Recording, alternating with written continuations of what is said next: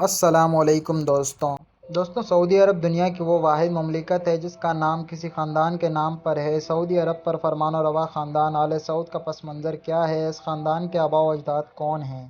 اس خاندان کا تعلق کیا واقعی عرب کے مشہور خاندان غنزہ سے ہے، جیسا کہ عام طور پر خیال کیا جاتا ہے؟ کیا آل سعود حقیقت میں عربی نسل ہیں یا کسی اور خاندان سے تعلق رکھتے ہیں؟ اور کیا ان کے آباء و اجداد مسلمان تھے یا ان کا تعلق کسی دوسرے مذہب سے تھا؟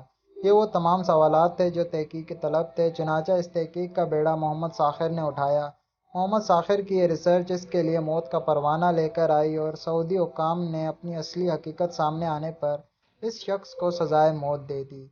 محمد ساخر کی ریسرچ کچھ یوں تھی کہ 851 ہجری میں قبیلہ غنزہ کی ایک شاخ المسالیک سے تعلق رکھنے والے کچھ افراد نے ایک تجارتی کارواں تشکیل دیا جس کا مقصد عراق سے غذائی اجناس خرید کر انہیں نجد لانا تھا۔ اس قافلے کا سالار سامی بن مسلول تھا۔ اس قافلے کا گزر جب بصرہ کے بازار سے ہوا تو قافلے کے کچھ لوگوں نے اشیاء خورد و نوش خریدنے کے لیے بصرہ کے بازار کا رخ کیا۔ وہاں وہ ایک تاجر کے پاس پہنچے۔ یہ تاجر یہودی تھا۔ اس کا نام مردخائی بن ابراہیم بن موسیٰ تھا۔ خرید و فروخت کے دوران اس تاجر نے ان لوگوں سے پوچھا کہ تمہارا تعلق کہاں سے ہے؟ انہوں نے جواب دیا کہ ان کا تعلق غنزہ قبیلے کی ایک شاخ المسالیک سے ہے۔ یہ نام سننا تھا کہ یہودی کھڑا ہوا اور وہ ان میں سے ہر فرد سے بڑے اتفاق کے ساتھ گلے ملا۔ اس نے بتایا کہ وہ خود اس قبیلے کی شاخ سے تعلق رکھتا ہے، لیکن اپنے والد کے غنزہ قبیلے کے بعض افراد سے خاندانی جھگڑے کی وجہ سے اس نے بصرہ میں آ کر رہائش اختیار کر لی۔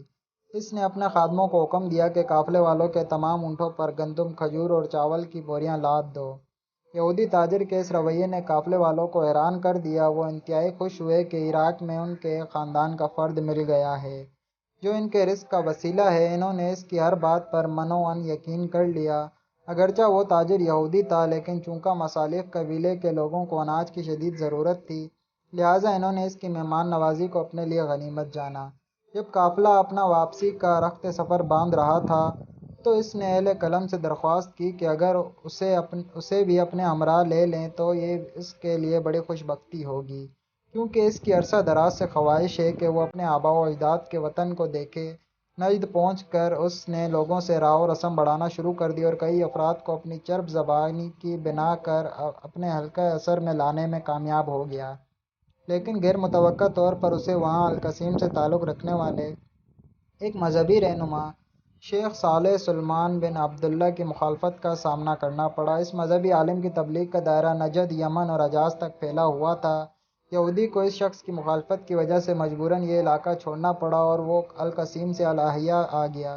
یہاں آ کر اس نے اپنا نام تبدیل کر دیا اور مردخائی سے مرخان بن ابراہیم بن موسیٰ بن گیا۔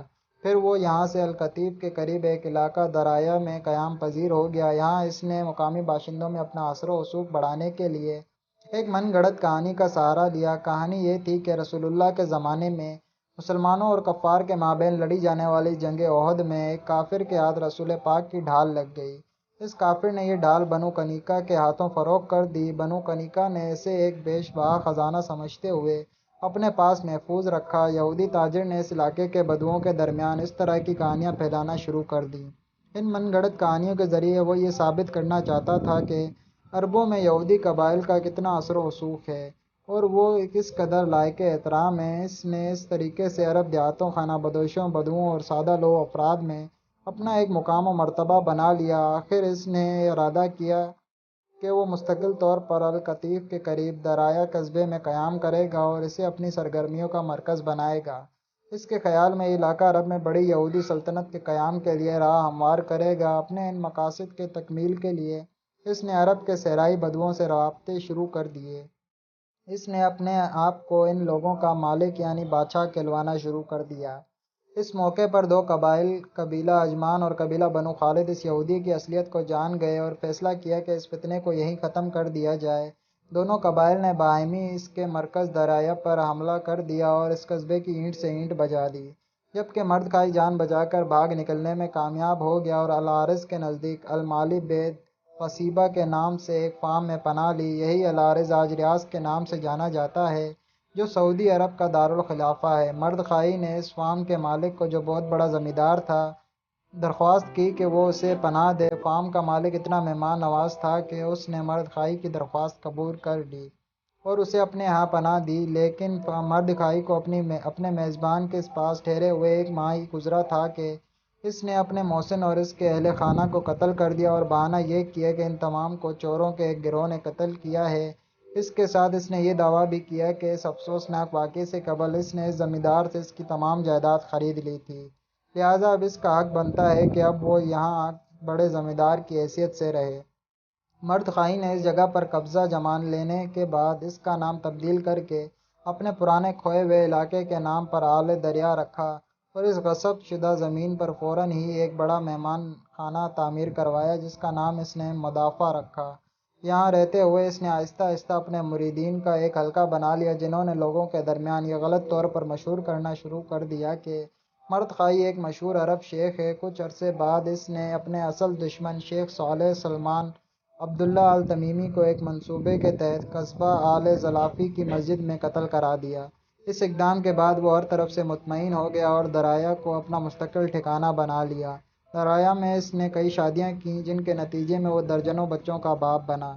اس نے اپنے ان تمام بیٹے بیٹیوں کے نام خالص عرب ناموں پر رکھے۔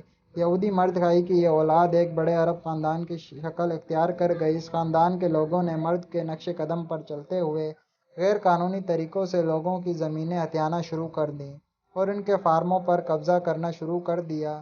اب یہ اس قدر طاقتور ہو گئے کہ جو کوئی بھی ان کی شرانگیزیوں کے خلاف آواز اٹھاتا اسے قتل کروا دیتے۔ یہ اپنے مخالف کو زیر کرنے کے لیے ہر حربہ استعمال کرتے۔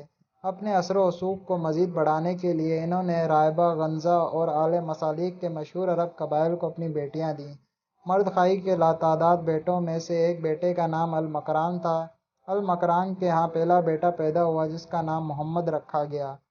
محمد کے بعد المکران کے ہاں اس کے دوسرے بیٹے نے جنم لیا جس کا نام سعود رکھا گیا۔ یہودی مرد خائی کے اسی بیٹے کی نسل بعد میں آل سعود کہلائی۔ دوستوں، امید کرتے ہیں آپ کو یہ ویڈیو پسند آئی ہوگی۔ لائک کریں، سبسکرائب کریں اور شیئر کریں۔ اللہ حافظ۔